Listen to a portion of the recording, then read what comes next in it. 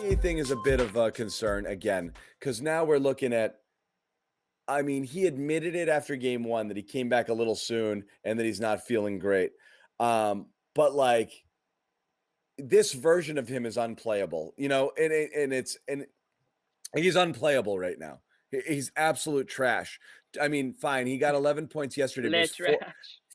four of 14 shooting, le trash.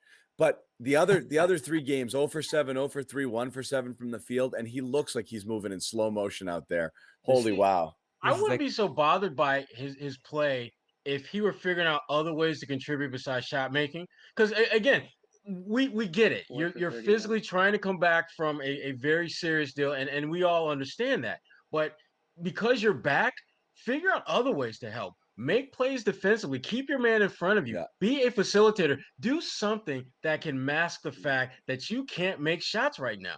I mean, remember when Tatum was kind of having his shooting doldrums, you look at his assist numbers, you look at his rebounding numbers, they were a little bit higher than they normally are. That's what you do when you're part of a team and you have a specific role that you can't meet in that moment. You figure out what the hell you can do to help these guys when you can't do what your strength is, what your superpower is supposed to be. Fournier, he's not doing that. And as long as he's not doing that, it's going to open the door for guys like Nesmith. It's going to open the door for guys like Romeo to get in there and help this team if they can simply do what their jobs are. And again, if we're looking at another game or two where Fournier is 0 for whatever or 1 for whatever, and Nesmith keeps playing with this type of energy, we are going to see that rotation flip just like that. We're going to see more Nesmith, less Fournier. And that's for the Celtics again. I don't think that's necessarily a good thing for them to get to where they need to be because I think they need both of those guys. I think they need both of them. But if one of them is sucking and his name is Fournier, you need to sit him down or at least cut back his minutes dramatically. Fournier has it programmed that he has to just drop nothing but hot fire when he comes in. So I think some of that, he has that going in him, which obviously Brad's going to encourage that, right? He wants him to get as many reps in as possible, get those open looks and take them. But I just think this sort of rust, it's just going to happen with COVID and his role. Like if you combine the two reasons, this is sort of the outcome. This is sort of that period where I think he's going to try to get all the rust out. The two issues are decision making and reaction time. Those seem to be the two major ones for him right now because you see him pass up open, great shots, and then you see him take difficult ones. I think his shot numbers are fine. I know Brown pointed that out last night, that he's not shooting enough. He's way off, though. He's not just missing. Like, he's taking corner threes that you can see on the release. You know which one drove me crazy? That's not online. He's not even online right now. I mean, plus that release isn't pretty on top. When they were coming back... Yeah. When they were coming back last night, he launched a long one on the break, or at least breaking into the zone, that just completely wasted a possession. I thought that was one of the worst possessions when they were tearing back last night on that big comeback. So I know Sherrod's just said like Nesmith could possibly pass him. The tough thing for me is that he is in the right position defensively. I've said this since they got him.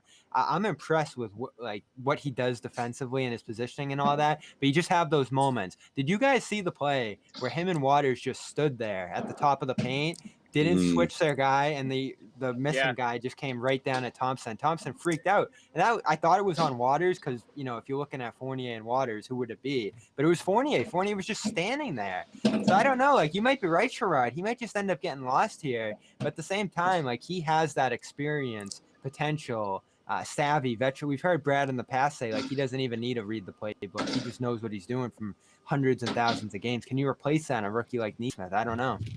Yeah, but again, to me, it comes back not so much the execution, but the effort. Figuring out ways to contribute other than just being a warm body running up and down the damn court. Mm-hmm. I need more than that.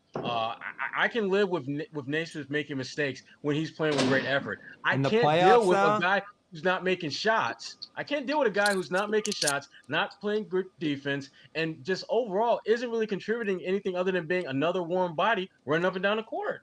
Yeah, agreed. Yeah, we've got a lot of those guys. Sad but true. You know what I saw today? That's what Romeo's doing for you, but he's playing better defense. But he's right now Fournier. You got to play with Romeo.